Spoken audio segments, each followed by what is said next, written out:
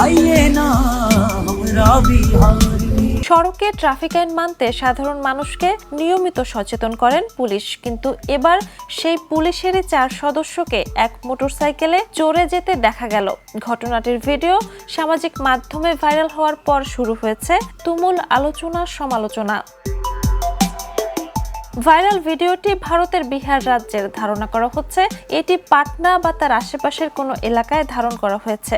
ভিডিওতে দেখা যায় একটি মোটরসাইকেলে 4 জন ইউনিফর্ম পরা পুলিশ সদস্য গাদাগাদি করে বসে ব্যস্ত সড়ক দিয়ে চলাচল করছেন। আশেপাশের অন্যান্য যানবাহনও স্বাভাবিকভাবেই চলাচল করছে। ভিডিওতে দেখা মোটরসাইকেলের নম্বর প্লেট বিহারের নিবন্ধিত যানবাহনের কোড বহন করে, তবে ঘটনাটি ঠিক কী পরিস্থিতিতে ঘটেছে তা নিশ্চিত নয়। এই ভিডিও প্রকাশের পর সামাজিক মাধ্যমে অনেকেই প্রশ্ন তুলেছেন, যারা সাধারণ মানুষকে ট্রাফিক আইন মানতে বাধ্য করেন তারাই কিভাবে এক মোটরসাইকেলেই 4 জন চড়ে চলাচল করেন। আবার কেউ ব্যঙ্গ করে লিখেছেন, এবার এই চালানের কাগজ কাটবে কে?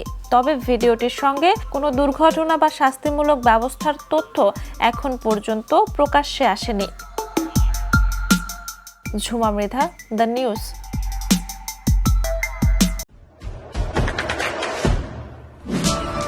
দেশে দেশে সবার সাথে দ্য নিউজ।